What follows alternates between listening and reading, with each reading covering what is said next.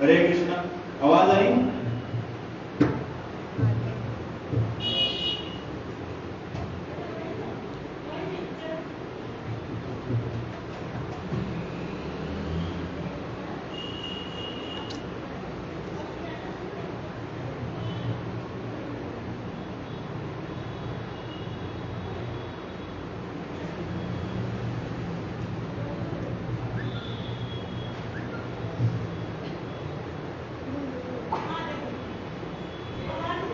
बोलिए श्री गुरु महाराज की जय हो।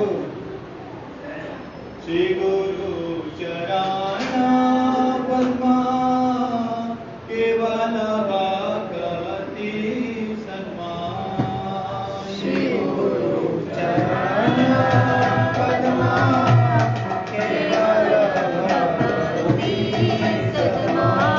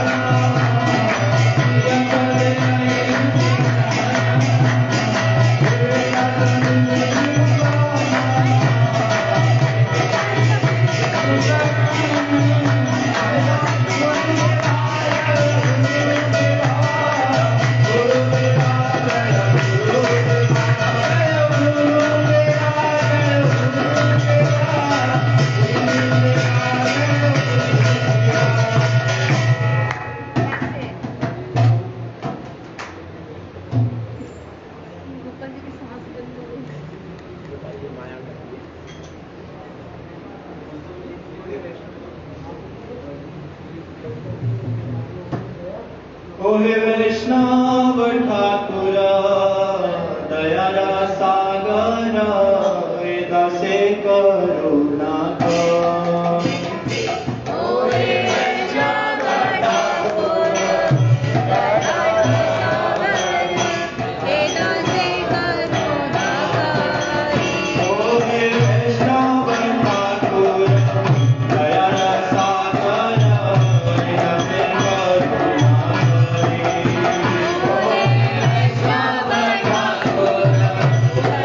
Bye.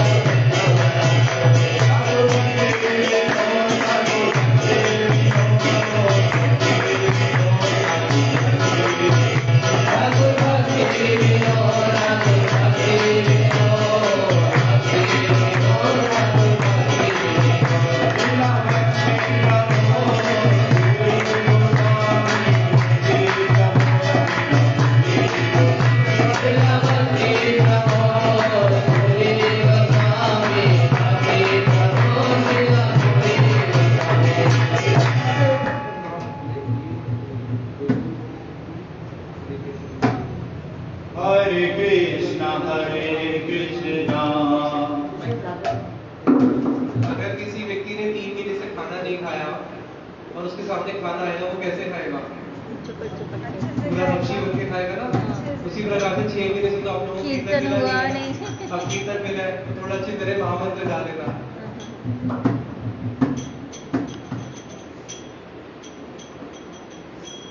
Hare Krishna Krishna Krishna Hare Hare Hare Krishna Krishna Krishna Hare Hare Hare Rama Hare Rama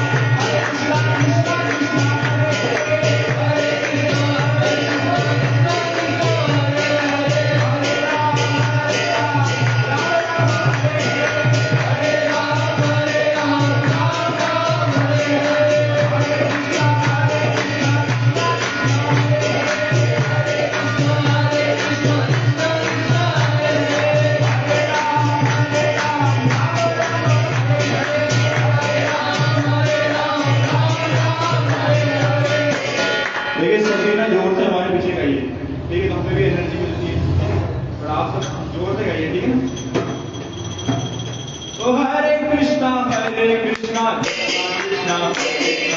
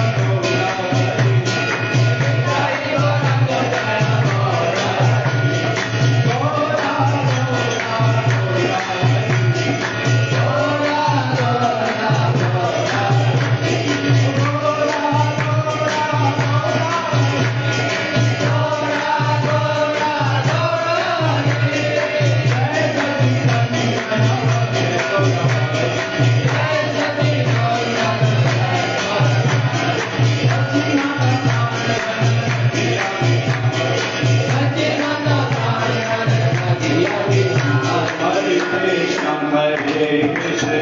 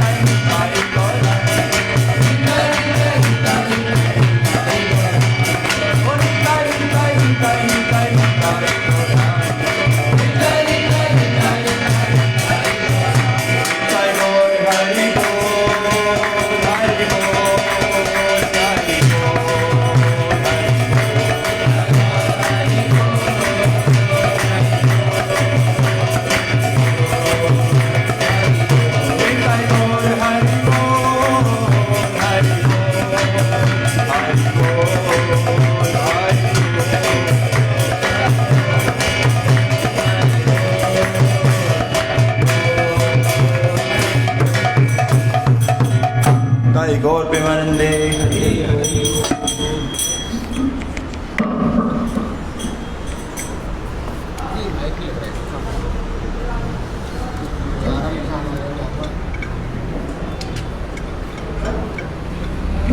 Radha Raman प्रभु, अनादि प्रभु, आप आ जाओ। कहाँ जाना है? 5 मिनट कथा करी चले ना, 5 मिनट। वैष्णवेर गुणगान करीले जीवेरा त्राण, पूरे दिन बातें करते रहते हैं, अब बातें मार रहे। आ जाओ। अच्छा करीले, आ जाओ 5 मिनट, आ जाओ। कितना? 5 मिनट कर लो। महाराज जी के चरणों में पुष्पांजलि दे दो, 5 मिनट आ जाओ। आपकी बात ज़्यादा सुनेंगे, आप जयपुर के, मेरी नहीं सुनेंगे। आ जाओ, आ जाओ 5 मिनट के लिए आ जाओ।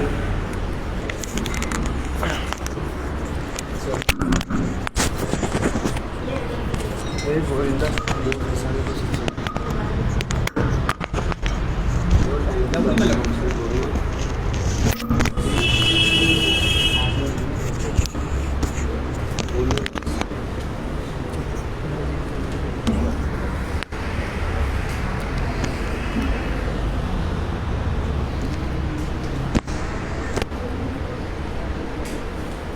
ज्ञानतिमिरान्धस्य ज्ञानञ्जनशलाकया चक्षुरुन्मीलितं येन तस्मै श्रीगुरवे नमः।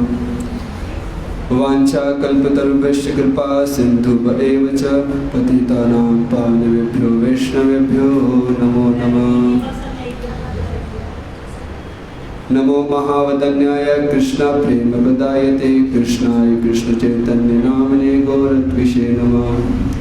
हे कृष्ण करुणा सिंधो दीनबंधो जगतपते गोपीश गोपिका कांत राधा कांत नमस्तुते। तप्त कांचन गौरांगी राधे वृंदावनेश्वरी विश्वभानुसुते देवी प्रणमामि हरिप्रिय। श्री कृष्ण चैतन्य प्रभु नित्यानंद श्री अद्वैत गदाधर शिवासादि गौर भक्त वृंद। हरे कृष्णा कृष्ण कृष्ण हरे हरे, हरे राम राम राम हरे हरे। सुनते हैं वैष्णव के मुख से कि वैष्णवेर गुणगान करिले जीवन त्राण। मतलब जो जीव का लक्ष्य है ना, क्या है? वैष्णव का गुणगान करना है, उनके मुख से सुनना भी है, और जो वैष्णव के मुख से सुना है फिर उसका गुणगान भी करना है। वैष्णव से सुनो और वैष्णव के जो बारे में सुना उसी का ही हमें क्या करना है? गुणगान करना है। मतलब चरवित चरवण करना है, सब समय क्या करना है? उनका सब समय गुणगान गाते जाओ। तो क्या होगा? जितना जल्दी हो सके इस संसार से हमारा बंधन नाश हो जाएगा।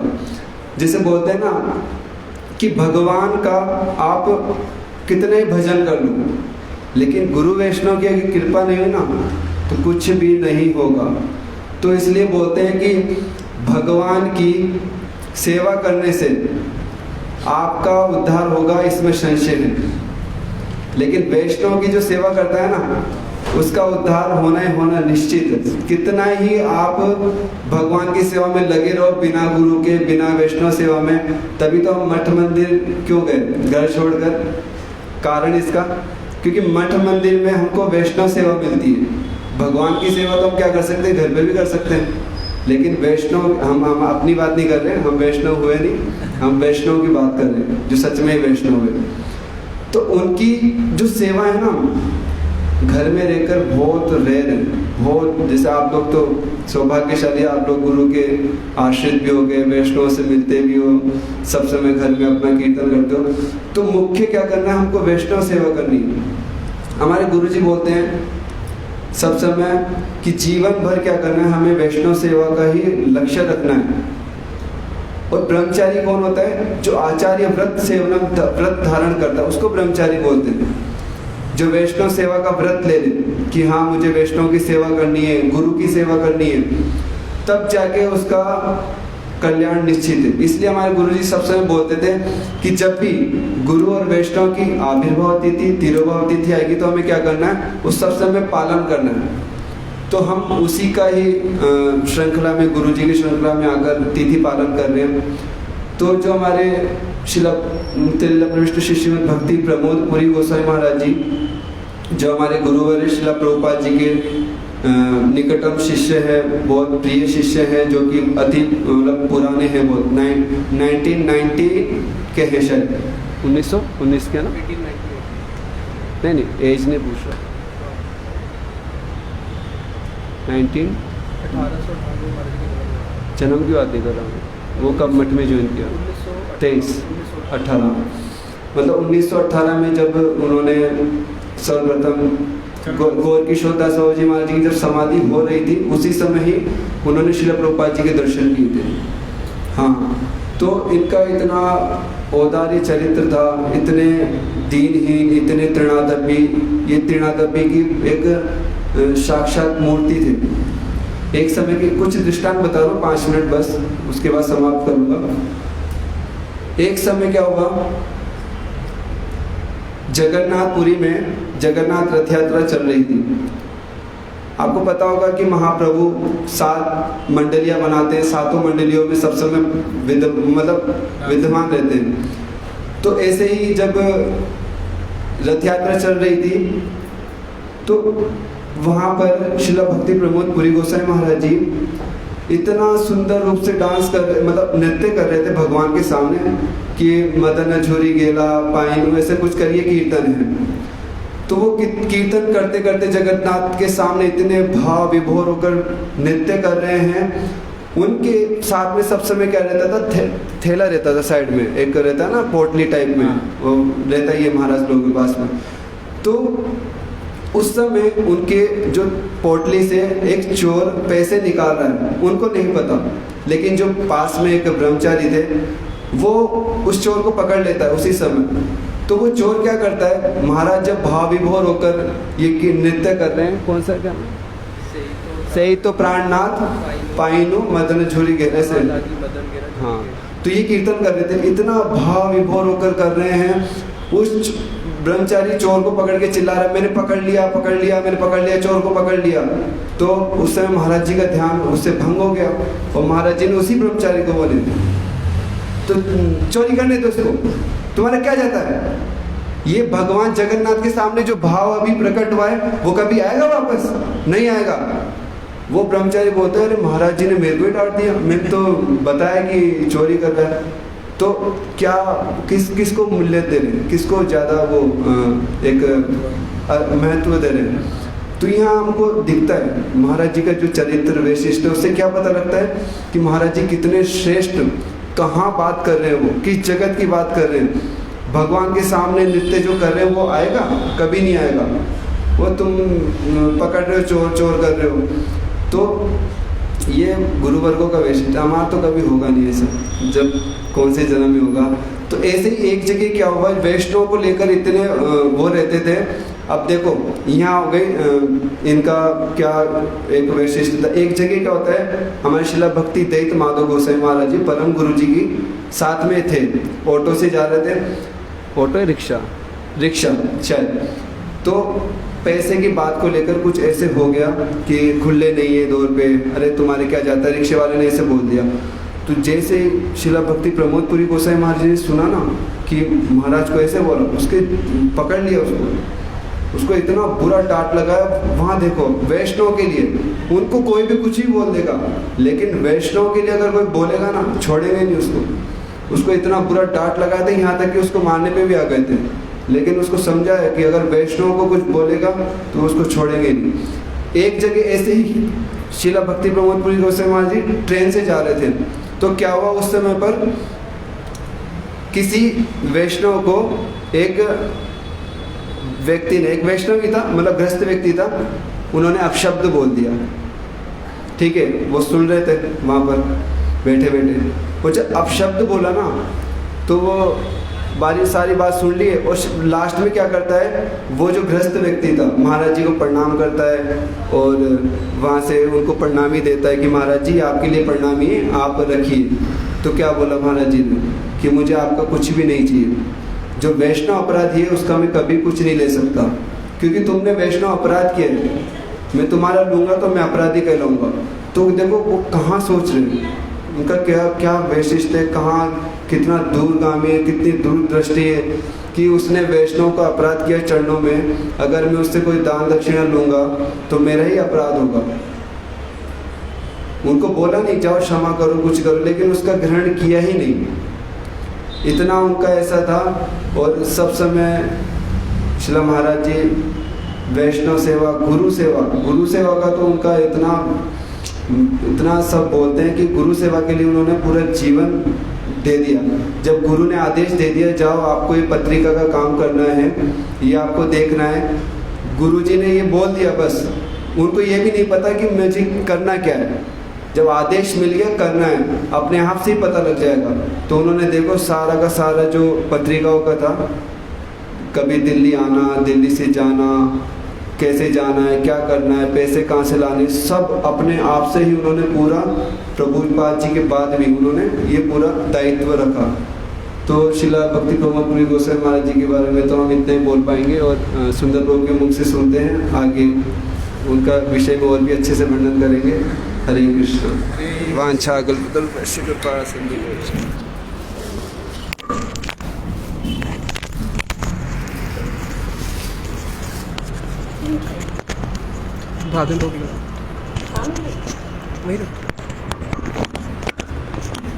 ज्ञानतिमिरान्धस्य ज्ञानाञ्जनशलाकया चक्षुरुन्मीलितं येन तस्मै श्रीगुरुवे नमः।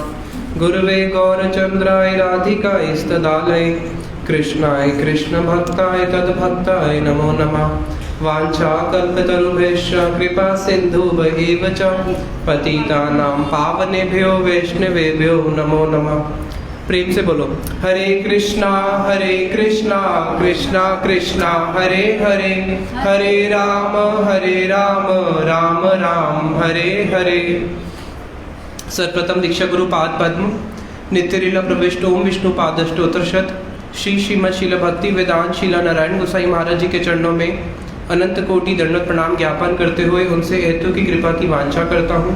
समस्त रूपानु गुरुवरों के चरणों में अनंत कोटि दंडवत प्रणाम ज्ञापन करते हुए सबसे हेतु की कृपा की वांछा करता हूँ। नित्यलीला प्रविष्ट ओम विष्णु पादष्टोत्तरशत श्री श्रीमद शिला भक्ति प्रमोद शिला पुरी गोस्वामी महाराज जी के चरणों में अनंत कोटि दंडवत प्रणाम ज्ञापन करते हुए उनसे भी हेतु की कृपा की वांछा करता हूँ। आप सब भक्तों को मेरा यथा योग्य प्रणाम स्वीकार हो। हरे कृष्णा। तो हम सब लोगों का इस जगत में आने का कारण क्या है? चैतन्य चरितामृत ने बताया, कृष्ण भूली से जीव अनादिर बहिर्मुख, अतएव माया तारे दे संसार दुख। हमें इस जगत में जितने भी दुख मिलते हैं, इस जगत में आने का कारण जितने भी दुख मिलते हैं, जन्म मृत्यु, उसका एक ही कारण है। वो क्या है? कृष्ण को भूल जाना। अब प्रश्न है कि अगर हम कृष्ण को भूल गए हैं, वो ही हमारे दुख का कारण है, तो हम कृष्ण को दोबारा स्मरण कर लेते हैं, उससे क्या होगा? हमारे सारे दुख दूर हो जाएंगे। लेकिन जिसको हमने कभी देखा नहीं, उसको हम स्मरण कैसे कर सकते हैं, जिससे हमारा कोई संबंध ही नहीं है। इसीलिए कृष्ण क्या करते हैं? कृष्ण की कृपा मूर्ति, कृष्ण जब अपनी कृपा की एक मूर्ति प्रकट करते हैं, उसको क्या बोलते हैं? गुरु, वैष्णव। तो जो गुरु और वैष्णव है वो कौन है? कृष्ण की ही कृपा मूर्ति है, वो इस जगत में आते हैं। इसलिए श्रीला भक्ति सिद्धांत सरस्वती ठाकुर प्रभुपाद जी कहते थे कि कृष्ण बहुत दयामय है। हम सुनते हैं ना, कृष्ण क्या है? दयामय, दया के सागर है। लेकिन कृष्ण दयामय है। अगर कोई व्यक्ति बहुत अमीर है तो वो अपना परिचय कैसे देगा? अपना धन दिखा के, देखो मेरे पास इतना घर है, इतनी गाड़ी है। अगर कोई व्यक्ति इस संसार में अमीर है और साथ में बहुत चैरिटी देता है, बहुत खुले दिल का है, तो फिर पता चलता है कि हाँ देखो भाई कितना बांटता है ये। उसी प्रकार से भगवान कृष्ण दयामय है। उनका परिचय क्या है? हम कैसे माने भगवान दयामय है? तो प्रभुपाद जी कहते हैं कि गुरु को जो इस जगत में कृष्ण भेजते हैं, ये ही कृष्ण का परिचय है कि मैं कौन हूँ? बहुत दयामय हूँ। तो भगवान कृष्ण की सबसे बड़ी दया क्या है? इस जगत में गुरु को भेजना, वैष्णवों को भेजना। इसलिए जब भी किसी वैष्णव की तिथि होती है, जिस दिन वो इस जगत में आते हैं उनका आविर्भाव, जिस दिन वो इस जगत से जाते हैं उनका तिरोभाव, तो उस तिथि में उन वैष्णवों को स्मरण करने से हमारा मन कृष्ण के चरणों में बहुत अनायास चले जाता है। हम कृष्ण को भूल चुके हैं, तो जब इन वैष्णवों को स्मरण करते हैं, इनको स्मरण करने से हमारा जो चित्त है वो कृष्ण के चरणों में बहुत तीव्र गति से जाता है। इसलिए जितनी भी ये तिथि आती है हमें भक्ति में आगे बढ़ाने के लिए। इसको प्रभुपाद जी कहते हैं ग्रीव व्रत से कृष्ण व्रत को और जाने के लिए। अभी हम सब लोग ने ग्रीव व्रत धारण करके रखा, घर ही मेरा सब कुछ है, घर के लिए ही सब कुछ करना है। लेकिन भक्त होते हैं कृष्ण व्रत, कृष्ण ही मेरे सब कुछ है, कृष्ण के लिए ही सब कुछ करना है। तो ये तिथियां जो होती हैं ये हमें क्या करती है? ग्रीव व्रत से कृष्ण व्रत की ओर लेके जाती हैं। तो आज हम श्रवण करते हैं श्रीला भक्ति प्रमोद पुरी गोस्वामी महाराज जी के विषय में। श्रीला भक्ति सिद्धांत सरस्वती ठाकुर प्रभुपाद जी जब इस जगत में आए प्रचार करने के लिए, उन्होंने 100 करोड़ नाम यज्ञ का संकल्प लिया कि मैं 100 करोड़ भगवान का नाम करूंगा। और दिन में 3 लाख हरि नाम करते थे।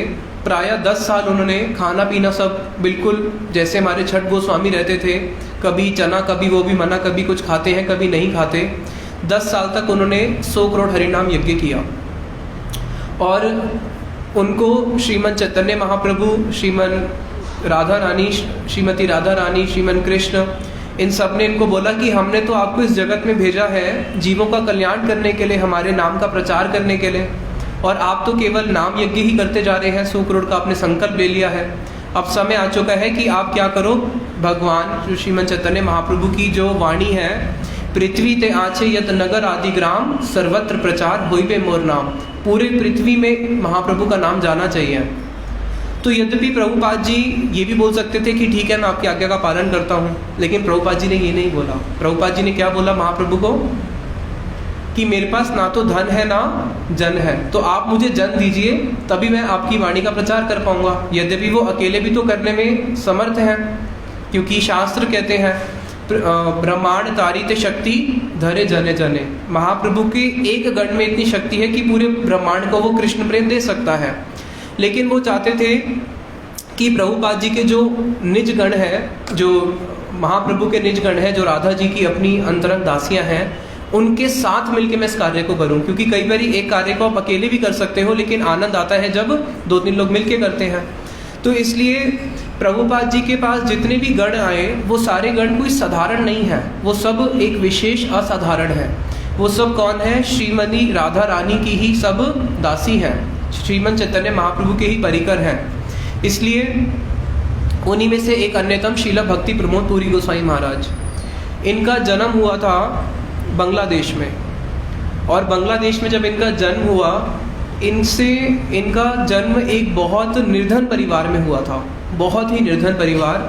और इनके जन्म से पहले इनके कुछ बड़े भाई और बहन गर्भ में ही या कुछ गर्भ के बाहर निकलते ही समाप्त हो जाते थे। तो इनकी माता ने शिवजी से प्रार्थना करी कि मुझे आप एक ऐसा पुत्र दीजिए जो बिल्कुल आपके समान हो। तो शिवजी कौन है? वैष्णव नाम यथा शंभु, वैष्णव में सर्वश्रेष्ठ है। तो मुझे एक ऐसा पुत्र मिले जो बहुत श्रेष्ठ वैष्णव हो। तो शिवजी की कृपा से उनकी माँ ने शिवजी से प्रार्थना करी और उनके घर पे इनका जन्म हुआ। इनका पूर्व आश्रम का नाम था प्रणवानंद ब्रह्मचारी। तो जब शीला पुरी गोसाई महाराज जी का जन्म हुआ, बचपन से ही एक रुचि परीक्षा होती है। रुचि परीक्षा होती है कि बच्चे को किस चीज़ में उसका रुचि है। महाराज जी का बचपन से ही रुचि था, इनके घर में गोपीनाथ जी के विग्रह थे। महाराज जी का बचपन से ही रुचि था ठाकुर जी का श्रृंगार करने में। जब ये छोटे थे, जब बालक सब खेलते हैं, ये खेलते नहीं थे, गोपीनाथ जी के पास जाके बैठ जाएंगे और घंटों अपने मंदिर में गोपीनाथ जी का श्रृंगार करते रहते थे। एक दिन जब इन्होंने अपने गोपीनाथ जी का श्रृंगार करा, भोग आदि लगाया, सर्दी का समय था, और जब ठाकुर जी को विश्राम दे दिया, उनको कंबल उड़ाना भूल गए। जब कंबल उड़ाना भूल गए और अपना आके रात को सो गए, और जैसे ही सो रहे हैं तो इनको बहुत ज्वर हो गया, बुखार हो गया। अब बुखार हो गया और सपने में इनको गोपीनाथ जी आके कह रहे हैं कि तुम हमारे कैसे सेवक हो, खुद तो सर्दी में तुम कंबल ओढ़ के सो रहे हो और हमें बिना कंबल दिए छोड़ के आ गए, हम सोए तो सोए कैसे, हमें भी तो ठंड लग रही है। तो एकदम से उठते हैं और ठाकुर जी के अंदर गर्भगृह में जाते हैं, अपने घर में क्षमा प्रार्थना करते हैं, उनको कंबल उड़ाते हैं, और उसके बाद इनका भी ज्वर ठीक हो जाता है। बचपन से ही महाराज जी का श्री विग्रह की सेवा में बहुत रुचि थी। कैसी रुचि थी अभी हम आगे श्रवण करेंगे। हमारा जो रूप सनातन गौड़िया मठ है, हमारे जितने भी अन्य मठ हैं, उन सब में विग्रह प्रतिष्ठा शीला भक्ति प्रमोद पुरी गोसाई महाराज जी ने ही करी है। जितने भी इनके गुरु भाई थे, सब इन्हीं को ही बुलाते थे विग्रह प्रतिष्ठा के लिए। तो आगे महाराज जी उस समय वहीं बांग्लादेश में भक्ति विनोद ठाकुर जी के एक गुरु भाई थे जिनका नाम था भक्ति रत्नाकर। उनसे श्रीमद चैतन्य महाप्रभु के विषय में श्रवण करना शुरू किया। अब महाप्रभु के विषय में श्रवण करते हुए इनके हृदय में एक तीव्र भक्ति की वासना जाग रही है कि मुझे कृष्ण भक्ति करनी है। यद्यपि बचपन से ही भक्त थे, अब इन्होंने उनसे श्रवण किया भक्ति विनोद ठाकुर जी के पुत्र के विषय में। उनका नाम था विमला प्रसाद प्रभुपाद जी का। अब जब इन्होंने बांग्लादेश में है और प्रभुपाद जी कहाँ पे है? मायापुर में। एक देश से दूसरे देश में आना है। केवल प्रभुपाद जी के विषय में श्रवण कर करके, किनसे श्रवण कर रहे हैं? भक्ति विनोद ठाकुर जी के गुरु भाई। और अगर देखा जाए तो प्रभुपाद जी उनसे क्या लगते हैं?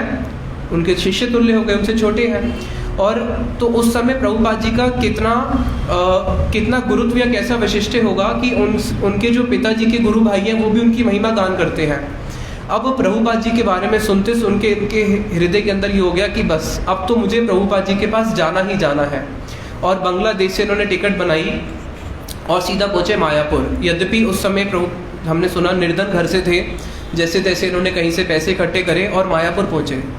जिस दिन मायापुर पहुँचे उसी दिन इन्होंने प्रभुपाद जी को क्या देखा, प्रभुपाद जी के जो गुरुजी थे शिला गौर किशोर दास बाबा जी महाराज, उसी दिन शिला गौर किशोर दास बाबा जी महाराज जी की समाधि हो रही थी। और जैसे ये पहुंचे उसी समय समाधि जस्ट खत्म हुई थी, यानी कि प्रभुपाद जी ने अभी समाधि बिल्कुल समाप्ति करी थी। समाधि दी जाती है ना वैष्णवों को, तो बिल्कुल समाप्त करी थी, नमक और मिट्टी डाल के पूरा जस्ट समाप्त किया था। तो वहाँ पे पहुँचने के साथ साथ पहले तो बहुत क्रंदन किया कि मैं कितना दुर्भागा, शिला गौर किशोर दास बाबा जी महाराज एक महाभागवत महान पुरुष, मैं अगर कुछ घंटे पहले आ जाता तो कम से कम उनके दर्शन कर लेता, एक दिन 2 दिन पहले आता तो उनके साक्षात दर्शन हो जाते, नहीं तो कम से कम उनके चिन्मय शरीर के ही दर्शन हो जाते। लेकिन साथ ही साथ में अपने आप को एक सौभाग्यवान भी समझा कि मेरे को कम से कम भक्ति सिद्धांत सरस्वती ठाकुर प्रभुपाद जी के दर्शन हो गए। इसलिए पूरा जीवन शिला गौर किशोर भक्ति प्रमोद पुरी गोसाई महाराज जी जब भी गौर किशोर दास जी महाराज जी का नाम लेते थे, नाम लेने के साथ साथ वो रोना शुरू करते थे और बोलते थे मैं कितना अभागा हूँ कि मैं ऐसे समय पे पहुँचा जब उनकी समाधि जब जस्ट कंप्लीट हुई थी, कुछ क्षण पहले पहुँचता तो उनके दर्शन हो जाते। अब वहाँ पे प्रभुपाद जी के दर्शन करें और मायापुर में कुछ दिन रहे, उसके बाद आगे कलकत्ता, क्योंकि पढ़ाई कंप्लीट हो चुकी थी, कलकत्ता में जॉब करेंगे। अब कलकत्ता में जॉब कर रहे हैं और जॉब करते करते मन में इच्छा आ रही है कि मैं कलकत्ता में जॉब क्यों कर रहा हूँ, क्यों नहीं मैं मायापुर ही चले जाता और प्रभुपाद जी के पास ही नहीं रह जाता, उनके पास ही रहना मेरे लिए श्रेयकर है, मैं जॉब कर क्यों रहा हूँ। तो वहाँ पे मन ही मन प्रार्थना करने लगे कि अगर मुझे कलकत्ता में ही प्रभुपाद जी का संग मिल जाए तो बहुत अच्छा होगा। उतने में ही क्या हुआ, प्रभुपाद जी ने जब प्रचार करना आरंभ किया उन्होंने कलकत्ता से ही किया था। वहाँ पे शिला गौर किशोर दास बाबा जी महाराज जी की समाधि हुई और कलकत्ता में प्रभुपाद जी का एक मठ था उल्टा डांगा रोड पे, वहाँ पे प्रभुपाद जी आए और प्रभुपाद जी अब वहाँ पे रोज कथा करते हैं। तो शिला भक्ति प्रमोद पुरी गोसाई महाराज जी अपना सुबह नौकरी करते थे और शाम को आके प्रभुपाद जी से कथा सुनते थे। प्रायः जितने भी भक्त लोग हैं प्रभुपाद जी के, उन्होंने कलकत्ता में ही प्रभुपाद जी से कथा सुन सुन के अपना जीवन उनको दिया। तो अब इन्होंने रोज अपना सुबह नौकरी करते हैं और शाम को जाते हैं प्रभुपाद जी से कथा श्रवण करते हैं। कुछ दिन ऐसे बीतते गए। अब प्रभुपाद जी से कथा सुनते हुए उस कथा का प्रभाव इनके हृदय में क्या पड़ा उसको आप समझना। जब ये जा रहे हैं उनसे कथा सुनने के लिए तो इनका जो जूता था, इनके जूते में एक बिच्छू घुसा हुआ था। इन्होंने जूता पहना। अब अगर जूते में बिच्छू हो और आप जूता पहन लो तो बिच्छू क्या करेगा, काटेगा, वो तो पूरा अच्छी तरह काटेगा क्योंकि उसको बाहर निकलने का जगह नहीं मिल रही। कैसे कैसे काटेगा आप सोच सकते हो, चारों तरफ से ही काटेगा, कहीं से तो बाहर निकलो। अब इन्होंने जूता पहना और ये जूते पहन के कहाँ पे जा रहे हैं, चलते हुए प्रभुपाद जी से कथा सुनने के लिए। तो भक्ति में जो सबसे मूल बात होती है आविष्टता। क्या होती है? आविष्टता। श्रीमद् भागवत में बताया कि कंस को भी कृष्ण की प्राप्ति हो गई क्योंकि कंस कृष्ण में क्या था, आविष्ट। पानी पी रहा है तो कृष्ण, कहीं पे जा रहा है तो कृष्ण, हर जगह उसको कृष्ण ही कृष्ण नजर आ रहे हैं। तो किसी भी प्रकार से अगर किसी का मन कृष्ण में आविष्ट हो जाए, बताया अगर प्रतिकूल भाव से भी हो जाए जैसे कंस का हुआ था, उसको भी मुक्ति तो मिल ही जाती है। अब इनकी कैसी अविष्टता थी इसको आप देखना। बिच्छू काटी जा रहा है लेकिन इनको कुछ काटने का असर ही नहीं हो रहा। ये केवल क्या चिंतन कर रहे हैं कि कल मैंने प्रभुपाद जी से क्या सुना था, आज प्रभुपाद जी से क्या सुनूंगा। जो हरि कथा सुनी है उसी हरि कथा का चिंतन करते करते इनको कुछ पता ही नहीं चल रहा। जैसे ही मठ पे पहुंचे, जूता उतारा, जूता उतारने के बाद 2-4 कदम आगे चले तो पूरा पैर तो खून से लथपथ हो चुका था, जमीन पे भी सारा खून चलता जा रहा है। तो वहाँ के जो ब्रह्मचारी थे उन्होंने देखा है क्या ये तो नीचे इनके पैर में से इतना खून निकल रहा है, जूता पूरा खून से भरा हुआ है और एकदम जूते में से बाहर निकला बिच्छू। तो उन्होंने एकदम से उनको हिलाया, अरे प्रभु ये क्या हो गया आपके चरणों में। अभी तक उनको पता ही नहीं चला क्योंकि उनका मन किस में आविष्ट था, हरि कथा में, कि प्रभुपाद जी से मैंने क्या श्रवण किया। तो एकदम से जब उन्होंने उनको हिलाया तो वो एकदम से डर गई, ये क्या हुआ, और तब उनको दर्द हुई क्योंकि मन एकदम से वापस आ गया। तो बोले कि मुझे तो पता नहीं चला ये क्या है। तो भक्त बोले हम समझ गए क्या है, ये खून नहीं है, ये तो अनुराग है, क्योंकि अनुराग क्या होता है, लाल होता है ना। तो कैसा उनका प्रभुपाद जी से श्रवण करते हुए हरि कथा में कैसा उनका अनुराग था। तो कुछ दिनों के बाद उन्होंने अपना नौकरी छोड़ दिया और मठ में ही रह गए, और वहाँ पे शीला भक्ति सिद्धांत सरस्वती ठाकुर प्रभुपाद जी ने इनको एक सेवा दिया। उस समय प्रभुपाद जी का प्रचार आरंभ हो रहा था, तो प्रभुपाद जी ने एक शुरू करी थी दैनिक नदिया प्रकाशन, जिसके अंदर वो रोज न्यूज़पेपर छापते थे। जैसे हमारे यहाँ पे आते हैं ना times of India, Dainik Jagran, तो उनका क्या था, दैनिक नदिया प्रकाशन, जिसमें रोज ही न्यूज़पेपर छपेगा, और न्यूज़पेपर में जो एक आर्टिकल छपेगा वो कभी रिपीट नहीं होगा। इस जगत में कभी ऐसा होता है? रोज तो रिपीट होता है, केवल नाम चेंज हो जाते हैं। आज ये मरा, आज वो मरा, आज यहाँ बॉम्ब फूटा, आज वहाँ फूटा, आज इसने करप्शन किया, आज इसने रेप किया, सिर्फ नाम ही तो चेंज होते हैं। तो इन्होंने जब वो शुरू किया दैनिक नदिया प्रकाशन, इनको सेवा दिया, इनके हाथ में एक कलम दे दिया, एक पेन दे दिया, बोले आपका सेवा है कि आप इसके संपादक हैं, आप एडिटर हैं, हमारा जो भी प्रकाशन का काम होगा आपको एडिटर की सेवा है। तो उन्होंने बोला प्रभुपाद जी लेकिन ये तो मैंने कभी करा ही नहीं है, साइंस बैकग्राउंड से है और ये तो बिल्कुल डिफरेंट फील्ड हो गया, तो इसमें करना क्या पड़ेगा एडिटर को?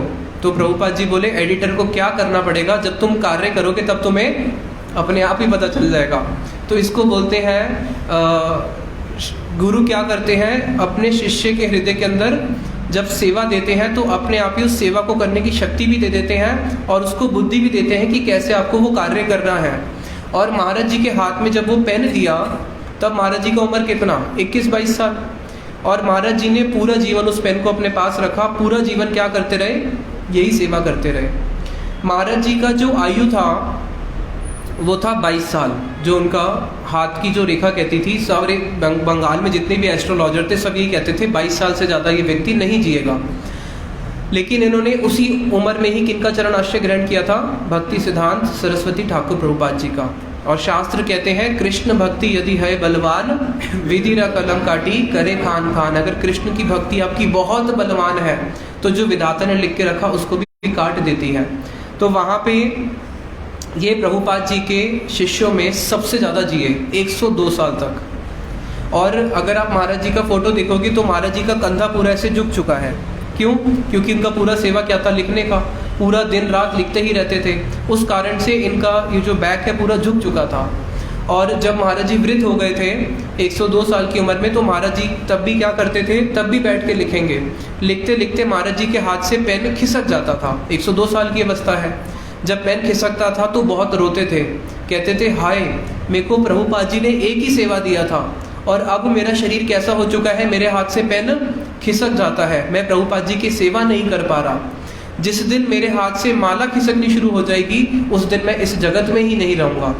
तो महाराज जी की सेवा करते थे हमारे माधव प्रिय प्रभु जी। लास्ट के 2 साल में जब महाराज जी 100 साल की उम्र थी तब माधव प्रिय प्रभु जी ने और सिद्धांति महाराज जी ने उनका चरणाश्रय ग्रहण किया था। तो महाराज जी बोलते थे कि अभी तो मेरे हाथ से सिर्फ पेन खिसकता है, जिस दिन माला खिसकेगी उस दिन मैं इस जगत में नहीं रहूँगा। और ऐसा ही हुआ, अंत में महाराज जी के हाथ से माला भी खिसकने लगी। तब महाराज जी रोते रोते बोले कि अब मेरा समय आ चुका है। तो महाराज जी को जब ये सेवा मिली, महाराज जी ने पूरा जीवन इस सेवा को किया कि मेरे को प्रभुपाद जी ने ये सेवा दी है। तो आगे महाराज जी की जीवनी में बहुत सारी बहुत कुछ है। महाराज जी शीला भक्ति प्रमोद पुरी गोस्वामी महाराज जी जब शीला भक्ति सिद्धांत सरस्वती ठाकुर प्रभुपाद जी अप्रकट हो जाते हैं, उसके बाद किसी कारण से जो प्रभुपाद जी के जो 64 मठ थे वहाँ से जो प्रभुपाद जी के अंतरंग शिष्य थे, किसी कारण से उन सबको वहाँ से अलग होना पड़ा। तो शीला भक्ति प्रमोद पुरी गोस्वामी महाराज जी की जीवनी में एक बहुत ये दिखने को मिलता है कि जब ये वहाँ से अलग हुए, ये रहते थे अंबिका कालना में, नवदीप के पास एक स्थान है। तो अंबिका कालना में नित्यानंद त्रयोदशी आई, नित्यानंद जी का जन्मदिन। तो उन्होंने बोला नित्यानंद त्रयोदशी है, कल अकेले रहते हैं, मठ से अलग हो चुके थे तब। बोले कल नित्यानंद त्रयोदशी है तो मैं यहाँ पे बहुत बड़ा उत्सव करूँगा, इतना बड़ा उत्सव जो आज तक कभी अंबिका कालना में हुआ ही नहीं है। महाराज जी ने संकल्प ले लिया। रहते कहाँ पे है? अंबिका कालना में बिल्कुल अकेले। एक वहाँ पे अनंत पद्मनाभ जी का मंदिर है, वहाँ पे अकेले रहते हैं। और ये जब संकल्प लिया और एक दो लोगों को बोल दिया, तो उतने में जो उनके ज्येष्ठ गुरु भ्राता थे उन्होंने अपने शिष्यों को भेज दिया कि महाराज जी कल वहाँ पे उत्सव करेंगे, तुम सब लोग चले जाओ। तो शिला भक्ति विज्ञान भारती गोसाई महाराज जी भी पहुँचे। बोले महाराज जी कल आप उत्सव करोगे बहुत बड़ा, यहाँ पे आसपास के सब लोगों को पता चल चुका है और कल लगता है कि काफ़ी लोग यहाँ पे आएंगे, तो आपके पास कुछ बर्तन है क्या प्रसाद बनाने के लिए? बोले मेरे पास तो कोई बर्तन नहीं है, मैं तो अकेले रहता हूँ। और जब ये वहाँ पे रहते थे, बोले अच्छा बर्तन तो हम कहीं से करते हैं, आपके पास कुछ धन है? उत्सव करोगे तो कुछ प्रसाद तो देना पड़ेगा, चावल या कुछ सब्जी तो बनाओगे? कह रहे ना मेरे पास धन है, ना मेरे पास कुछ चावल है, कुछ भी नहीं है। क्योंकि महाराज जी का क्या नियम था, सुबह एक बारी जाएंगे, मधुपुरी करेंगे और उसी को ही खाना है। और जब ये वहाँ पे रहते थे तो वहाँ पे ऐसा कुछ हुआ, मधुपुरी करके आए, उतने में इनके कोई गुरु भाई मिलने आ गए तो उसको दे दिया, अब दोबारा जाऊँगा नहीं, एक ही बारी जाना है। दूसरे दिन भी कुछ मधुपुरी करने के लिए गए, जब आए तो इनसे कोई ना कोई रोज़ लोग मिलने आते ही रहते थे। और उसी समय ये वहाँ पे जस्ट इन्होंने रहना शुरू किया था, तो काफ़ी लोग रोज़ इनसे मिलने आते थे। तो महाराज जी ब्राह्मण कुल से थे और ब्राह्मण में एक ये सत्कार संस्कार होते हैं कि खाने से पहले किसी से पूछ लेते हैं कि आप खाओगे, और एक ही बारी मधुकरी करके आएंगे, पूछेंगे आप खाओगे। करते करते प्रायः 40 दिन हो गए। 40 दिन तक महाराज जी ने भोजन ही नहीं किया, केवल सबको कराते रहे, खुद क्या खाते थे, थोड़ी सी मूढ़ी खा ली, पानी पी लिया। और महाराज जी कई बार इस बात को बोलते थे कि मैं ब्राह्मण कुल का हूँ, मैं अगर 10-15 दिन कुछ भी नहीं खाऊंगा तो मेरा शरीर तप वाला शरीर है, जल जाएगा। 100 साल की अवस्था में भी महाराज जी निर्जला एकादशी रखते थे। अगर हम लोग यहाँ से वृंदावन जाएंगे, थके होंगे, क्या बोलेंगे थोड़ा रेस्ट करना है, फिर परिक्रमा जाएंगे, कम से कम कमरे में आधा घंटा तो बैठेंगे, 5-6 घंटे गाड़ी में बैठ के गए हैं। महाराज जी 100 साल की अवस्था में बंगाल से आ रहे हैं, बंगाल से आने में 1.5 दिन लगता है, या पुरी से आ रहे हैं, पुरी से आने में 2 दिन लगते हैं। पुरी या बंगाल से आए वृंदावन, कितना दिन लगा ट्रेन में? 1.5-2 दिन लगा। 100 साल की उम्र है, आते क्या बोल रहे चलो वृंदावन परिक्रमा चलो, इतना इनका उत्साह था। और भोजन 3 दिन 4 दिन नहीं भी मिलेगा तो कोई दिक्कत नहीं। तो महाराज जी ने अब उत्सव करना है, तो भक्ति विज्ञान भारती गोसाई महाराज जी बड़े चिंतित हो गए, कह रहे ना इनके पास बर्तन है, ना इनके पास पैसे है, और कल सबको निमंत्रण दे दिया है। अब अगले दिन सुबह, जिस दिन उत्सव है, सुबह सुबह एक वहीं पास में एक व्यक्ति था जिसके पास बर्तन थे। सुबह सुबह 6 बजे शिला भक्ति विज्ञान भारती गोसाई महाराज जी, क्योंकि शिला भक्ति विज्ञान भारती गोसाई महाराज जी ने शिला भक्ति प्रमोद पुरी गोसाई महाराज जी का सेवा 50 साल किया है, 50 साल उनकी सेवा करी है। गए एक किसी व्यक्ति के घर पे, बोले क्या आपके पास बर्तन है? वो बड़ा अमीर व्यक्ति था, बोला हमारे पास बहुत सारे बर्तन हैं। सुबह सुबह वो सो रहा था, उसने अपने सेवक को बोला कि चाबी लेके गोडाउन में चले जाओ, उनको जितने बर्तन चाहिए दे देना। महाराज जी गोडाउन में जाके देखा तो वहाँ बहुत बड़े बड़े बर्तन हैं, जिसमें 3-4 हज़ार 5 हज़ार लोगों का खाना भी बन सकता है। तो महाराज जी ने उनसे सारे बर्तन ले लिए, और उसने पैसा भी लिया नहीं, लिस्ट भी करी नहीं क्या बर्तन लिया। बोले ले जाओ, जब देने हो दे जाना। बर्तन आ गए। अब बर्तन तो आ गए, लेकिन सामान कहाँ से आएगा? महाराज जी जितनी देर में बर्तन लेके आए, बर्तन गए और लेके आए, उसमें मानो 1 घंटा लगा होगा। उतने में महाराज जी ने देखा कम से कम 500 लोगों की लाइन लगी हुई है। कोई अपने हाथ में फल लेके खड़ा है, कोई अपने हाथ में केले लेके खड़ा है, कोई अपने हाथ में चावल लेके खड़ा है, कोई चीनी लेके खड़ा है। लाइन दिख ही नहीं रही है, चलती जा रही है, चलती जा रही है। इतना राशन आया, इतना राशन आया कि वहाँ पे रखने का जगह नहीं है। महाराज जी कहते हैं कि हम लोग बनाते जा रहे हैं, बनाते जा रहे हैं, और सामान आते जा रहे हैं, आते जा रहे हैं, कोई उसका सीमा ही नहीं कि सामान खत्म कब होगा। महाराज जी कहते हैं कि उस दिन वहाँ पे उत्सव पूरा हो जाने के बाद भी वहाँ पे इतना राशन बचा था कि 1 महीने तक भी अगर हम दोबारा उत्सव रोज करते रहे 1 महीने तक, तब भी खत्म नहीं होगा। और वहाँ पे दुकानदार भी सोच रहे हैं कि हुआ क्या है, यहाँ पे इतना राशन आया तो आया कहाँ से। तो महाराज जी ये बात बताते थे। और कितने लोगों ने प्रसाद पाया? अंबिका कालना में इससे बड़ा उत्सव कभी हुआ ही नहीं था। सब लोग देख के हैरान कि इतना बड़ा उत्सव, आसपास के गांव के लोग आते जा रहे हैं, जिसकी कोई सीमा ही नहीं है। तो महाराज जी ये बात बताते थे कि जो शुद्ध भक्त होते हैं, शुद्ध भक्तों को केवल उनके संकल्प मात्र से ही क्या कुछ हो जाता है जिसकी कोई इमेजिन नहीं कर सकता। शीला भक्ति वेदांत स्वामी महाराज जी जब विदेश गए थे, उन्होंने प्रचार किया और इतना व्यू प्रचार हुआ, 108 उनके मंदिर बन गए, 10,000 विदेश में उनके इतने बड़े बड़े शिष्य बन गए, कितने बड़े बड़े उनके गुरुकुल बन गए, पूरे विश्व को उन्होंने महामंत्र में नचा दिया। तो शीला स्वामी महाराज जी ने ये जो किया, उसके लिए जब वो वहाँ पे रहते थे, राधा दामोदर जी में रहते थे, 5 रुपये महीने का किराया देते थे। गुरुजी उनके साथ जाके रोटी बनाते थे। वो गुरुजी को एक बात बोलते थे कि मेरे 100 से ज़्यादा मंदिर हैं, मेरे 10,000 शिष्य हैं, मेरा मायापुर में बहुत बड़ा मंदिर है, विदेश में मेरे बहुत बड़े बड़े फार्म्स हैं, मेरे बहुत बड़े गुरुकुल्स हैं, मैं पूरा फ्लाइट पूरा बुक कर करके मायापुर से अमेरिका से मायापुर भक्तों को लेके आता हूँ। तब वो ये बात बोल रहे हैं, लेकिन तब तो हुआ नहीं है। उन्होंने केवल क्या किया? संकल्प किया, और संकल्प से कुछ ही सालों के अंदर इतना कुछ हो गया। तो जो शुद्ध भक्त होते हैं उनके संकल्प से ही सब कुछ हो जाता है।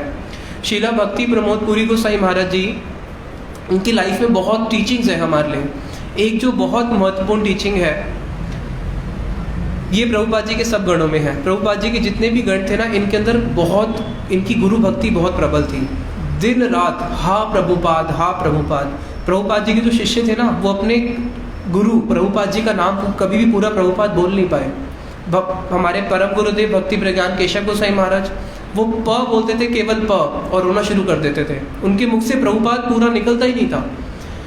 शीला भक्ति प्रमोद पुरी गोसाई महाराज जी हा प्रभुपाद बोलते ही केवल रोना शुरू करना। इतना इन सब के अंदर गुरु भक्ति था। प्रभुपाद जी के जितने गण थे उन सब का देखा, हमारे श्रीधर महाराज जी बताते हैं कि लास्ट में सब लोग दिन रात केवल हा प्रभुपाद, केवल दिन रात प्रभुपाद का नाम लेके रोते रहते थे।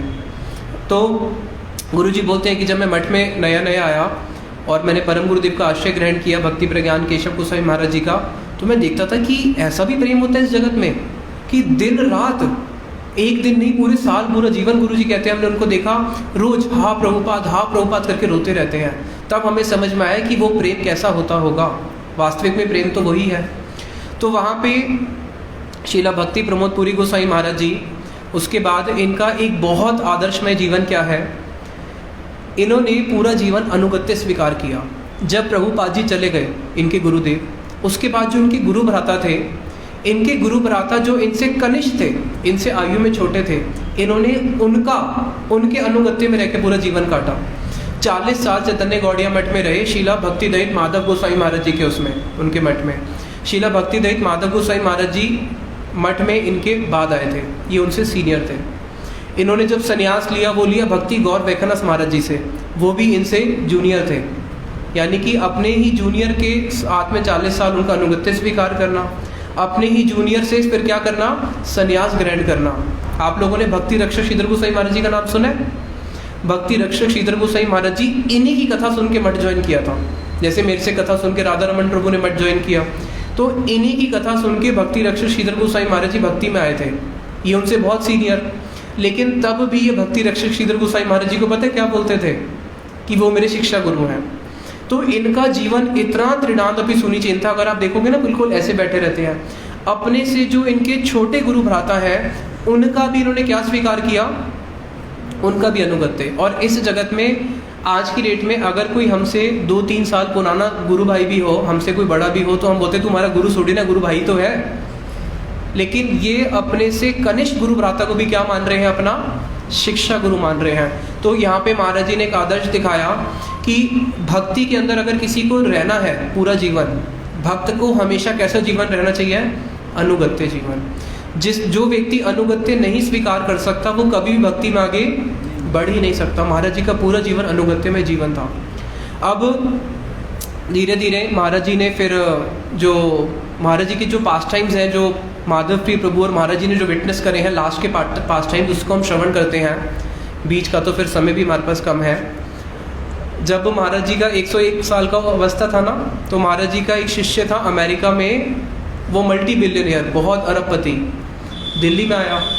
दिल्ली में आके सिद्धांती महाराज और माधव प्रिय प्रभु जी को बोला कि अभी हम पूरी जा रहे हैं महाराज जी के पास, तो महाराज जी के लिए एक सॉफ्ट सा पिल्लो लेके जाएंगे, क्योंकि महाराज जी का 100 साल अवस्था है। तो बिल्कुल सॉफ्ट, बिल्कुल हल्का सा पिल्लो लेंगे कोई। पूरा दिल्ली में सुबह से लेकर शाम तक सारे स्टोर ढूंढते रहे। किसी स्टोर वाले को जाके बोला कि भाई मैं तेरा पूरा स्टोर भी खरीद सकता हूँ, लेकिन मेरे को तो ऐसा ही पिल्लो चाहिए। पूरा स्टोर ढूंढते हुए पूरी दिल्ली घूमते घूमते रात को उनको एक स्टोर पे मिल गया। तो उन्होंने वैसे 4-5 पिल्लो लिए कि अब हम पूरी जाएंगे और महाराज जी को बड़ा संतुष्ट कर देंगे। एक पिल्लो महाराज जी के सर के पीछे रखेंगे बेड में, एक उनके लेफ्ट हैंड के रखेंगे, एक राइट हैंड पे रखेंगे, एक पैर के नीचे रखेंगे। और ये 4-5 पिल्लो लेके माधव प्रिय प्रभु, सिद्धांती महाराज और ये जो उनका गुरु भाई था, क्योंकि ये दोनों तो ब्रह्मचारी थे, पहुँचे पुरी में। महाराज जी के पुराने पिल्लो हटा दिए और वहाँ पे नए रख दिए। और महाराज जी देख रहे हैं लोग कर क्या रहे हैं। कर क्या रहे, महाराज जी को समझ में नहीं आ रहा। फिर उसने बताया कि महाराज जी ने कि ऐसे ऐसे ये हम दिल्ली से आपके लिए गए थे और दिल्ली से हम ये बड़ा सुंदर आपके लिए पिलो लेके आए हैं, बहुत सॉफ्ट है ये। तो महाराज जी रोने लगे। महाराज जी रोते रोते कह रहे हैं कि I am a dog of Jagannath, मैं जगन्नाथ जी का एक कुकुर हूँ, और तुम दिल्ली से इतना महंगा मेरे लिए क्या खरीद के लाए हो, तकिया खरीद के लाए हो, तुम जगन्नाथ जी के लिए क्या लेके आए हो, तुम मेरे स्वामी जगन्नाथ जी के लिए कुछ लेके नहीं आए, और तुम जगन्नाथ जी के कुकुर के लिए, बंगला में कुत्ते कुकुर बोलते हैं, तुम कुकुर के लिए लेके आए हो। रोते रोते महाराज जी ऐसे कर रहे हैं, मतलब अपने आप को कोस रहे हैं कि तुम मेरे लिए ये सब लेके क्यों आए हो, मैं तो इसका योग्य अधिकारी नहीं हूँ। महाराज जी के अंदर इतना त्रिनात्मिक सुनिचेन था कि जब माधव प्रिय प्रभु जी सिद्धांति महाराज जी का दीक्षा हुआ, जो जब दीक्षा होता था तो महाराज जी रो रहे हैं, रोते रोते बोल रहे हैं कि आमी तो प्रभुपाद कुकुर, मैं तो प्रभुपाद जी का कुकुर हूँ, प्रभुपाद जी का कुकुर हूँ, मैं इनको कैसे दीक्षा दे सकता हूँ, मैं कैसे मंत्र दे सकता हूँ, मैं तो इनको प्रभुपाद जी के ही चरणों में दे रहा हूँ। बहुत त्रिनादपि सुनिचेन की साक्षात मूर्ति, इसलिए कहते हैं कि महाराज जी क्या थे, त्रिनादपि सुनिचेन की साक्षात मूर्ति थे। और महाराज जी का जो भी इन्होंने एक पास टाइम बताया ना अनादि प्रभु ने, वो उन्होंने पूरा एक्सप्लेन नहीं किया। महाराज जी को अगर कोई 1 रुपया भी देगा, 1 रुपया, उस 1 रुपये को भी महाराज जी ऐसे माथे से लगाते थे, क्योंकि बंगाल में एक नियम है कि कभी भी साधु के पास जाते हैं तो खाली हाथ नहीं जाते, कुछ ना कुछ देते हैं। तो बंगाल की जो माताएं जब दर्शन करने आती थी, महाराज जी को कोई 1 रुपया दे रहा है, कोई 25 पैसे दे रहा है, पहले तो 10-10 पैसे भी चलते थे, कोई चवन्नी दे रहा है, तो महाराज जी उस एक पैसे को भी लेके ऐसे माथे से लगाते थे और उसको अपने बैग में रखते थे, और कहते थे कि ये पैसे मेरे पास प्रभुपाद जी ने भेजे हैं ठाकुर जी की सेवा के लिए, या फिर भगवान ने भेजे हैं वैष्णव की सेवा के लिए, 1 पैसा भी संभाल के रखेंगे। लेकिन अब रथ यात्रा में जब महाराज जी का एक चोर पूरा बैग लेके जा रहा है जिसमें कितने सारे पैसे होंगे, तो महाराज जी क्या कह रहे हैं, इसको जाने दो। तो ऐसे क्यों बोल रहे हैं, महाराज जी तो 1-1 पैसा संभाल के रखते हैं वैष्णवों का, भगवान की सेवा के लिए। तो वहाँ पे एक शिक्षा दी, वहाँ पे शिक्षा दी कि जो सेवा होती है भगवान की जो सेवा होती है उसमें भी एक तारतम्य होता है। क्या होता है, तारतम्य, यानी कि सारी सेवाएं एक समान होने पर भी उसमें भी थोड़ा सा क्या है, तारतम्य है। तो उस समय जब मैं भगवान की भावमय सेवा कर रहा हूँ, मैं भगवान के आगे भाव से नृत्य कर रहा था, तो जब मैं भगवान से भाव के आगे नृत्य कर रहा हूँ तो वो जो भाव है, उस भाव के आगे इस संसार की सारी संपत्ति बिल्कुल तृण तुल्य है, यानी कि तिनके के समान है। तो जब आप भगवान की भावमय सेवा कर रहे हो तो वहाँ पे अर्थ का मूल्य नहीं रह जाता, तो वहाँ पे वो भगवान की एक बहुत श्रेष्ठ सेवा कर रहे थे। इसका मतलब ये नहीं है कि वो उस पैसे को, भगवान के पैसे को ऐसे ही जाने देंगे। तो महाराज जी जब ये प्रभु जी और ये लोग महाराज जी की सेवा करते थे लास्ट के डेज में, महाराज जी का कैसे महाराज जी की अविष्टा होती थी। एक सभा पे महाराज जी को बुलाया कि जैसे सभा होती है ना, बहुत सारे वैष्णव होते हैं और महाराज जी सभापति के रूप में है, तो महाराज जी 10 मिनट कथा करेंगे, उसके बाद सारे वैष्णव 10-10 मिनट कथा करेंगे। तो महाराज जी ने कथा करने के लिए आंख बंद किया। अब जब आंख बंद किया, आंख बंद करने के बाद जब उन्होंने मंगलाचरण किया, कथा करनी शुरू करी, कथा करते करते पता ही नहीं चला कि कब 1.5 घंटा हो गया। जब आंख खोल के महाराज जी ने देखी तो और समय देखा तो देखा मेरे को तो 10 मिनट बोलना था, मैंने कितनी देर बोल दिया, 1.5 घंटा बोल दिया। और अपने आप को फिर वहाँ पे रोने लगे कि हाय मैंने तो वैष्णव के चरणों में अपराध कर दिया, इन सबको कथा करनी थी, मैंने तो केवल सभापति के रूप में कुछ समय ही बोलना था। महाराज जी का इतना अविष्टा था। और जब महाराज जी कथा करते थे, जब महाराज जी कथा करेंगे, परिक्रमा का समय चल रहा है, परिक्रमा पार्टी बहुत थकी हुई है, चल के अभी पहुँचे हैं गोविंद कुंड पे, सब लोग थके हुए हैं। महाराज जी ने बोला कि अभी तो सब लोग थक चुके हो, विश्राम करते हैं और प्रसाद पाते हैं, अभी कथा सुनने का इतना समय नहीं है। तो वहाँ पे पंजाब से बहुत सारे लोग आए थे, बोले महाराज जी विश्राम तो हम अपने घर पे भी बहुत करते हैं और हमारे वहाँ पे खाने की कमी थोड़ी ना है, हम तो आपको कथा सुनने आए हैं। तो सब लोग थके हुए हैं। उस समय जब महाराज जी कथा का परिवेषण करते थे, जब सब लोग बहुत थके भी हुए हैं, तब भी सबको ऐसे लगता था कि हमारी भूख प्यास कहीं चली गई है, थकान कहीं चली गई है। महाराज जी जब कथाओं का वितरण करते थे, श्रोताओं को पता ही नहीं चलता था कि कब उनकी आंख से अपने आप आंसू निकलने शुरू हो जाए, क्योंकि महाराज जी कैसे थे, एक ट्रांसेंडेंटल पर्सनैलिटी, इनके संग से ही कथा सुन रहे हैं लेकिन पता नहीं अपने आप आंसू निकली जा रहे हैं। महाराज जी की जीवनी में ऐसा बहुत देखने को मिलता है। कीर्तन गाएंगे, उनके कीर्तन के प्रभाव से जितने श्रोता हैं पता ही नहीं चलेगा, अपनी आँख से अपने आप आंसू गिर रहे हैं। तो महाराज जी का जो मैं विग्रह सेवा का बता रहा था कि महाराज जी की कैसे अविष्टा थी। जो हमारा गोपीनाथ गौड़िया मठ है, महाराज जी ने उसकी स्थापना करी, गोपीनाथ गौड़िया मठ। गोपीनाथ गौड़िया मठ का एक ब्रांच है वृंदावन में, एक है इनका जगन्नाथपुरी, एक मायापुर। तो वहाँ पे एक दिन मंदिर में पुजारी ने क्या किया, जब ठाकुर जी को वस्त्र पहना रहा है, तो आपने देखा होगा कि जैसे राधा कृष्ण महाप्रभु साथ में होते हैं तो थोड़ा वस्त्र पहनाते तो थोड़ा स्पेस चाहिए होता है। तो उसने क्या किया, कोनी से ऐसे कर दिया ठाकुर जी को थोड़ा साइड, राधा जी को जैसे मानो वस्त्र पहना रहे हैं तो बिल्कुल ठाकुर जी पास में, कोनी से थोड़ा ऐसे कर दिया कि स्पेस मिल जाए, और अपना पूरा श्रृंगार हो गया, सब कुछ हो गया। अब महाराज जी को वहाँ पे महाराज जी का स्वास्थ्य हो गया खराब। 2-3 डॉक्टर आए, समझ में नहीं आ रही हुआ क्या है। तो महाराज जी बोले कि डॉक्टर नहीं बता सकता, मठ में किसी भक्त ने कोई ना कोई ठाकुर जी की सेवा में अपराध किया है, इसलिए मेरे को क्या हो रहा है, इसलिए मेरे शरीर में ये ज्वर हो रहा है। तो आप पता करो किसने अपराध किया है। एक एक करके सब सेवक से पूछा। तो महाराज जी बोले कि पुजारी जी से पूछो, कहीं ना कहीं गर्भगृह में ही कोई ना कोई अपराध हुआ होगा। जब पुजारी जी से पूछा तो पुजारी जी ने बोल दिया कि हाँ, मेरे से तो इतना ही हुआ था कि जब ठाकुर जी को पोशाक बना रहा था, थोड़ा सा मैंने ठाकुर जी को कोनी से साइड कर दिया। तो महाराज जी ने बहुत गुस्सा करते हुए बोला, वो कृष्ण है, जगत के नाथ है, ठाकुर है, तुम उसको समझते क्या हो, कोनी से साइड कर दिया। तो वहाँ पे महाराज जी बोले कि जाके क्षमा मांगो।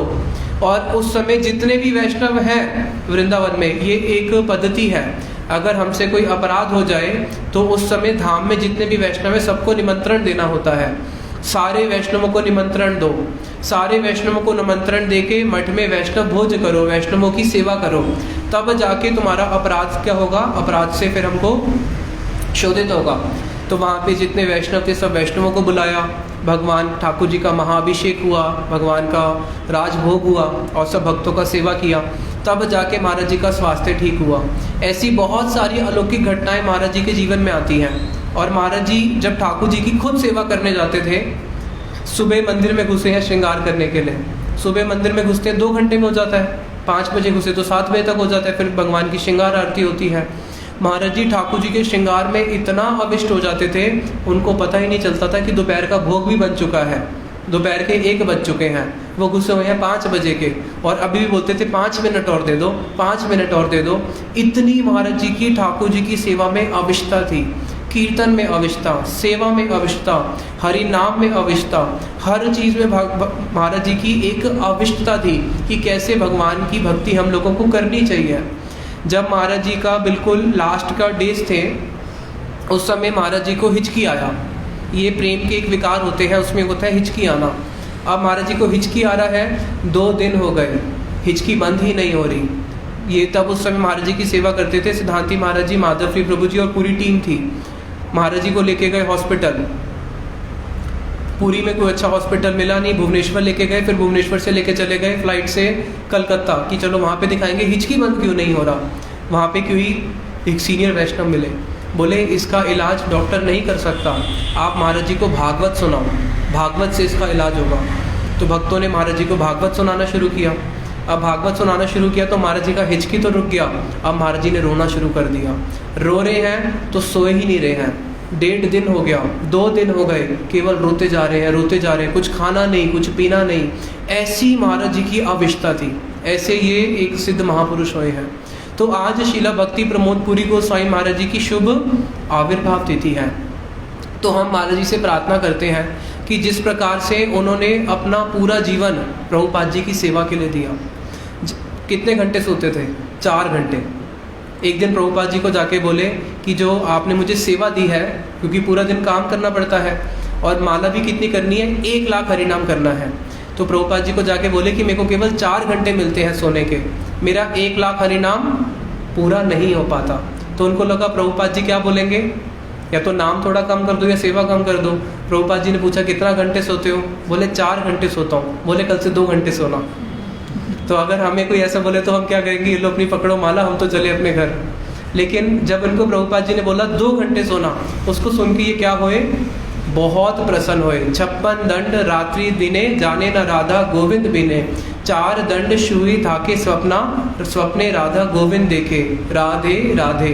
जैसे शिला गौर केशवदास बाबा जी महाराज क्या करते हैं, 56 दंड, 24 घंटे को 60 दंड में डिवाइड करा गया है, तो उसमें से 56 दंड केवल भजन करते हैं और 4 दंड लगभग 1.5 घंटा सोते हैं। और जब सोते भी हैं तो उस 1.5 घंटे में क्या देखते हैं, स्वप्ने राधा गोविंद देखे, स्वप्न में भी उनको राधा गोविंद दिखते हैं।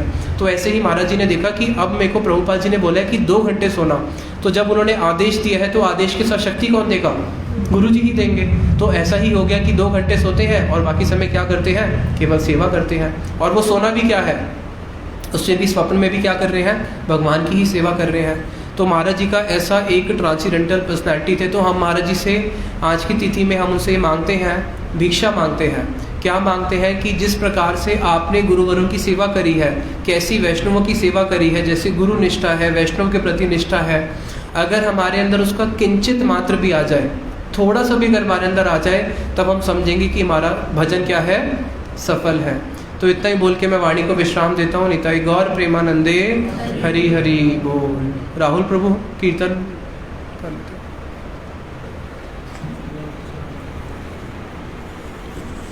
गोपीनाथ मम निवेदन सुनो।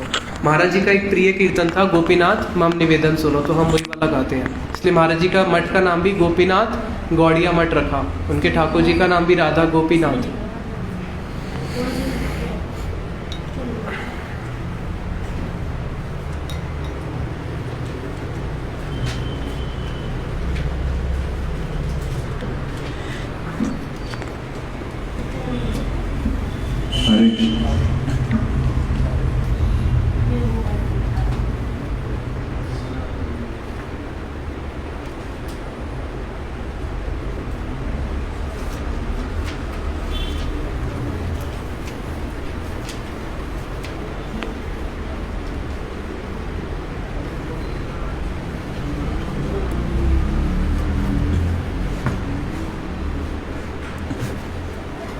हरे कृष्ण।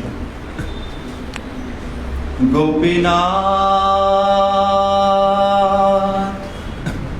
मम निवेदन सुनो। गोपीनाथ मम निवेदन सुनो।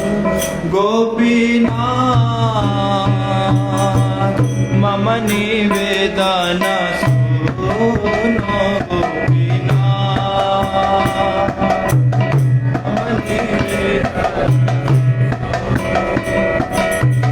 विषय दुर्जना साधक मारता।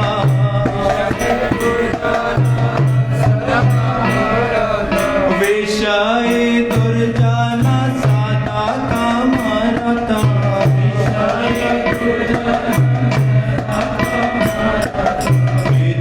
नहीं मोरा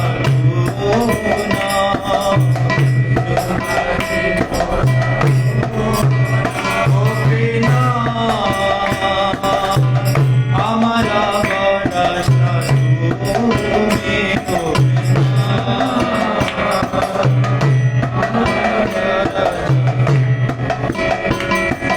तुम्हारा चरण लइनु शरण।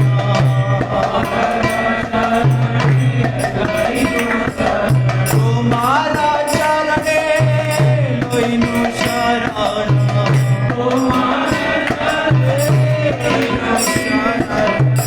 तुम्हारा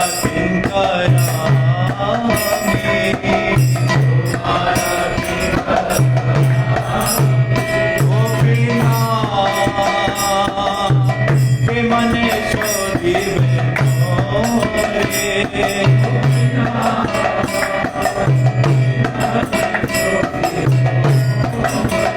गोपीनाथ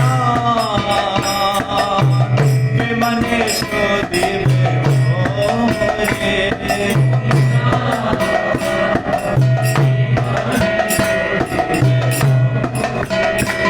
ओ ना जाने भक्ति कर्म जड़ा मती।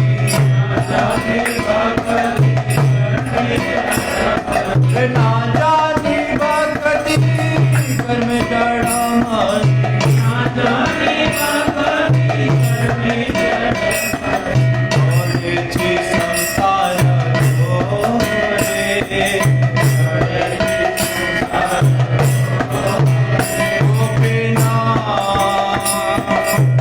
सकली तुम्हारा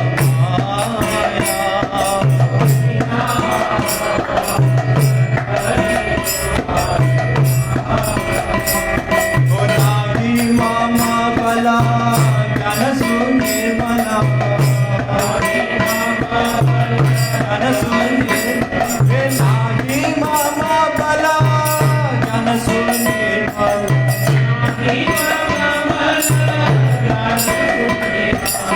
आदि ने नागे